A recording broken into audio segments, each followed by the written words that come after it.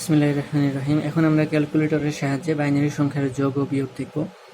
সেক্ষেত্রে আমাদেরকে আগে ক্যালকুলেটরের মোট বাটন দুইবার চেপে আমাদেরকে বেজ অপশন চুজ করতে হবে। এখানে 4টি base, decimal, hexadecimal, binary, octal. তো আমরা এখানে বাইনারি বেজে কনভার্ট করে নিলাম। এখন আমরা সাধারণ যোগের ক্ষেত্রে যেমন এই যোগটা আমরা করতে পারি। এখানে 1 1 0 1 প্লাস 1 0 1 1 ইকুয়াল চাপলে এখানে যেটা 1 1 0 0 1 1 0 0 রেজাল্ট চলে আসছে। এটাতে কোনো সমস্যা নেই, কিন্তু বিপত্তিটা বাধে পয়েন্টের ক্ষেত্রে আমাদের যোগের ক্ষেত্রেও তেমন বিশেষ প্রবলেম নেই। যেমন এই যোগটা আমরা করতে পারি পয়েন্টের। এখানে যেমন দেওয়া আছে 1 1 1 0 1।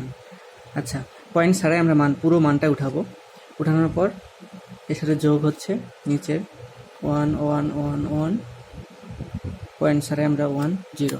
আচ্ছা, আমাদের কাজ তাহলে হচ্ছে পয়েন্ট ছাড়াই উপরের মান এবং নিচের মান, অর্থাৎ প্রথম সংখ্যা এবং দ্বিতীয় সংখ্যা প্লাস দিয়ে আমরা উঠানোর পর সমান চাপার পর দেখব আমরা এখানে যে কত ঘর আগে দশমিক আছে। যেহেতু এখানে 2 ঘর আগে দশমিক আছে, সুতরাং আমাদের ফলাফলে এখানে 2 ঘর আগে দশমিক বসাইলে ফলাফল অ্যান্সার মিলে যাবে, যে 1 0 0 1 0 1 1 0 0.11 অ্যান্সার মিলে গেছে। তাহলে সেক্ষেত্রে আমরা কী করবো, পয়েন্ট থাকলে পয়েন্ট ছাড়াই উঠাবো, ফলাফল বের করার পর গুণে দেখবো যে কত ঘর আগে পয়েন্ট আছে, তত ঘর আগে আমরা পয়েন্ট বসাই দিব। এটা যোগের ক্ষেত্রে। বিয়োগের ক্ষেত্রেও বিয়োগের ক্ষেত্রে একই নিয়ম। এখানে প্রথমে আমাদের প্রথম সংখ্যাটা উঠাতে হবে, তারপর দ্বিতীয় সংখ্যা ওইটাই বিয়োগ করতে হবে। কিন্তু যখন পয়েন্ট থাকার সময় একটু সমস্যা বিয়োগের। সমস্যাটা কি? সমস্যা হচ্ছে যে বিয়োগের, যেমন এখানে আমরা এই বিয়োগটা দেখতে পারি। এখানে এই উপরের সংখ্যাতে এখানে পয়েন্টের আগে বিট আছে 5টি, আর এটাতে বিট আছে 4টি। এখানে পয়েন্টের পর 3টি বিট, এখানে পয়েন্টের পর 3টি বিট, এটা তো সমস্যা নেই। বাট আগে এখানে বিটটা মিলতেছে না, তো সেক্ষেত্রে আমাদের বিট মিলাই দিতে হবে। বিট মিলানোর জন্য কী করবো, আমরা পয়েন্টের বাম্পার আমরা বামে 0 দিয়ে বিট মিলাবো। ডান পার যদি না মিলে ডান পার আমরা ডানে 0 দিয়ে মিলাবো, কারণ পয়েন্টের বামে এবং পয়েন্টের ডানে 0-র কোনো ভ্যালু নাই। সুতরাং এই 0 বসায় আমরা বিটটা মিলিয়ে দিব। তাহলে সেক্ষেত্রে আমরা যদি এটা করি ক্যালকুলেটরে, তাহলে দেখি 1 1 0 1 1, পয়েন্ট ছাড়াই উঠাবো 0 0 1 মাইনাস এটা। তো এখানে হচ্ছে পয়েন্টের আগে আমাদের 5 বিট মিলাতে হলে 0 0 ধরতে হবে আমাদের। তাহলে আমরা 0 1 0 1 1, পয়েন্টের পরে 1 1 0। এই যে আমরা পয়েন্টের আগে 5 বিট মিলানোর জন্য একটা 0 নিলাম, সেক্ষেত্রে এখানে আমাদের অ্যাকুরেট রেজাল্ট আসবে। এই যে এখানে 1 1 1 0। এখন এখানে পয়েন্ট ছিল কত ঘর পর? 3 ঘর আগে পয়েন্ট ছিল, আমরা 3 ঘর আগে পয়েন্ট দিলে অ্যান্সারটা মিলে যায়। আচ্ছা, অ্যান্সারটা অ্যাকুরেট মিলেনি, তবে আমার মনে হয় কোনো একটা ডিজিট উঠাতে মিসিং হয়ে গেছে। নিয়মটা হচ্ছে এটাই, যে পয়েন্ট ছাড়া আমরা উঠাবো, আর বিয়োগের সময় বিট মিলাবো আমরা বাম দিকে এবং ডান দিকে।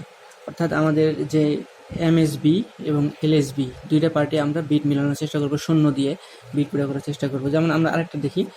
আচ্ছা, আমরা এটা দেখতে পারি। এখানে একটা অঙ্ক দেখা যাচ্ছে। আচ্ছা, এটা করে দেখি ক্যালকুলেটরে। 1 0 1 1 0, পয়েন্টের পর 0 1 1, পয়েন্ট ছাড়াই উঠালাম মাইনাস। এখন এখানে পয়েন্টের আগে 5 বিট আর এখানে পয়েন্টের আগে 3 বিট। তাহলে আমরা কী করবো, বামে দুটো 0 দিয়ে 5 বিট মিলাই দেবো।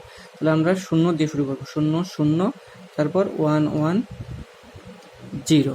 আচ্ছা, এরপর এখানে পয়েন্টের পর 3 বিট, এখানে পয়েন্টের পর 1 বিট। তাহলে আমি কী করবো, একের পর দুটো 0 দিয়ে 3 বিট মিলাই নেব, 1 0 0। এটা ক্যালকুলেশন করলে এই রেজাল্টটা আসে। তো সেক্ষেত্রে আমাদের তেমন কঠিন না হওয়ারই কথা আর কি। তো তোমরা এগুলো বেশি প্র্যাকটিস করবে পরীক্ষা আগে। এখন না, তোমাদের আইসিটি পরীক্ষার ছুটি যে 2 দিন ছুটি আছে, ছুটির মাঝে তোমরা এগুলো বেশি প্র্যাকটিস করবে, তাহলে আশা করি সহজ হবে। তো আমরা আরেকবার সামারি করি। আমরা যোগ বা বিয়োগ উভয় ক্ষেত্রেই আমরা পয়েন্ট ছাড়াই ক্যালকুলেটরে উঠাবো। যোগের ক্ষেত্রে আমাদের বিট কম বেশি হলেও কোনো সমস্যা নাই, শুধুমাত্র রেজাল্টে আমরা অঙ্কে যত বিট আগে দশমিক দেওয়া আছে, আমরা এখানে রেজাল্টেও তত বিট আগে দশমিক দিব, কারণ যোগ বা বিয়োগ উভয় করার সময় আমাদের পয়েন্ট বরাবর পয়েন্ট নামাতে হয়। আর বিয়োগের ক্ষেত্রে আমরা বড় সংখ্যাটা আগে লিখব, আর ছোট সংখ্যাটা লেখার সময় আমরা বড় সংখ্যাটার বিট যত বিট আছে এখানে 0 দিয়ে আমরা তত বিট মিলাই নেব, আগে অথবা পরে। কম বেশি হলে আমরা 0 দিয়ে মিলাই নেওয়ার পর ক্যালকুলেশন করার পর বড় সংখ্যাতে যত যত বিট আগে পয়েন্ট আছে আমরা ফলাফলে তত বিট আগে পয়েন্টটা নামাই দেবো, তাহলে আমাদের ফলাফল চলে আসবে ইনশাআল্লাহ। ধন্যবাদ।